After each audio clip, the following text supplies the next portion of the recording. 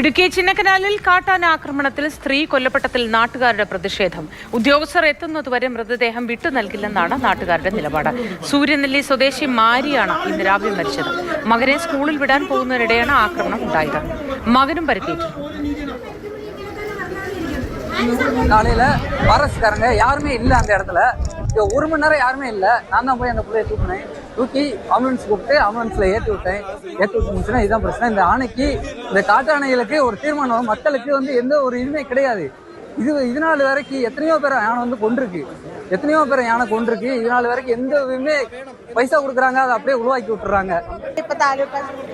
ജെനിസ് രാജ് വിവരങ്ങളുമായി ചേർന്നു. ജെയിൻ, പ്രതിഷേധം ഇപ്പോഴും തുടരുകയാണോ? മോത്തി, പ്രതിഷേധം തൽക്കാലത്തേക്ക് അവസാനിച്ചിട്ടുണ്ട്. മൃതദേഹം പോസ്റ്റ്മോർട്ടത്തിനായി ഇടുക്കി മെഡിക്കൽ കോളേജിലേക്ക് കൊണ്ടുപോയിരിക്കുകയാണ്. ഇനി ഈ കാട്ടാന പ്രശ്നവുമായി ബന്ധപ്പെട്ട് കാര്യങ്ങൾ ചർച്ച ചെയ്യാൻ ഏതാണ്ട് ഒരു 3 മണിയോടുകൂടി പഞ്ചായത്തിൻ്റെ ഓഫീസിൽ ഒരു യോഗം വിളിച്ചിട്ടുണ്ട്. അതിൽ ജനപ്രതിനിധികളും വനം വകുപ്പ് ഉദ്യോഗസ്ഥരും അടക്കം ഉന്നത ഉദ്യോഗസ്ഥർ പങ്കെടുക്കും എന്നുള്ളതാണ് അറിയിച്ചിരിക്കുന്നത്. ആ യോഗത്തിൻ്റെ തീരുമാനത്തിൻ്റെ അടിസ്ഥാനത്തിലായിരിക്കും ഈ മൃതദേഹം ഏറ്റുവാങ്ങണമോ എന്ന കാര്യത്തിൽ തീരുമാനമെടുക്കുക എന്നുള്ളതാണ് പ്രദേശത്തുള്ള ആളുകളുടെ ഒരു നിലപാട് എന്ന് പറയുന്നത്. ഏതാണ്ട് 47ഓളം പേർ കഴിഞ്ഞ കാലങ്ങളിൽ ചിന്നക്കനാലിൽ കാട്ടാന ആക്രമണത്തിൽ മാത്രം കൊല്ലപ്പെട്ടിട്ടുണ്ട്.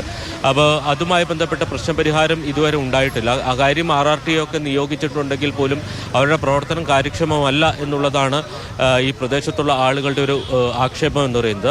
RRT തത്വത്തിലുണ്ടെങ്കിൽ പോലും അതിന് ഈ കാട്ടാനയെ ഓടിക്കുന്നതിന് ഉതകുന്ന എന്തെങ്കിലും സംവിധാനങ്ങൾ ഉണ്ടോ എന്ന് ചോദിച്ചാൽ ഇല്ല എന്ന് തന്നെയാണ് ഉത്തരം. കൂടാതെ ഈ ചിന്നക്കനാലിൻ്റെ ഒരു പ്രത്യേക സാഹചര്യമുണ്ട്. ഒരു 10-25 സ്ക്വയർ കിലോമീറ്ററുള്ള ഒരു പ്രദേശത്ത് നിരവധി ആനകളും കുറേ മനുഷ്യരും ഒന്നിച്ച് കഴിയുന്ന ഒരു സ്ഥിതി ഈ മേഖലയുടെ ഒരു പ്രത്യേകതയാണ്.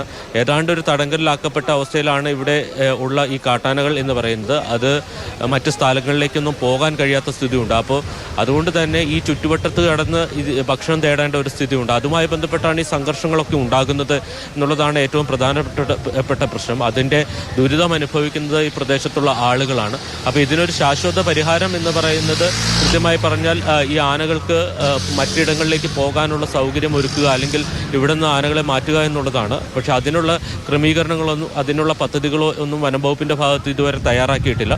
പകരം RRTO ഓടിച്ച് ഒരു സ്ഥലത്ത് നിന്ന് മറ്റൊരു സ്ഥലത്തേക്ക് ഓടിക്കുക എന്നുള്ളത് മാത്രമാണ് ഇപ്പോൾ ചെയ്യുന്നത്. എവിടെ നിന്ന് ഓടിച്ചാലും ആനകൾ ചെന്നെത്തുന്നത് ജനവാസ മേഖലയിലേക്ക് തന്നെയാണ്.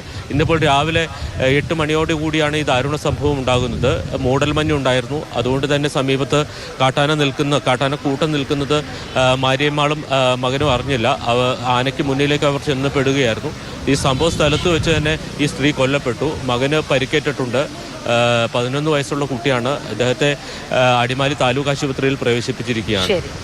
ജെനിസ് രാജുവാണ് വിവരങ്ങൾ പങ്കുവച്ചത്. കാട്ടാന ആക്രമണത്തിൽ കൊല്ലപ്പെടുകയായിരുന്നു സ്ത്രീ. കുഞ്ഞിനെ സ്കൂളിൽ കൊണ്ടുവിടാനായി പോകുന്ന വഴിയാണ് ആക്രമണം ഉണ്ടായത്. അതിലാണ് പ്രതിഷേധം ഉണ്ടായത്. ഇപ്പോൾ പോസ്റ്റ്മോർട്ടത്തിനായി മൃതദേഹം കൊണ്ടുപോയിട്ടുണ്ട്.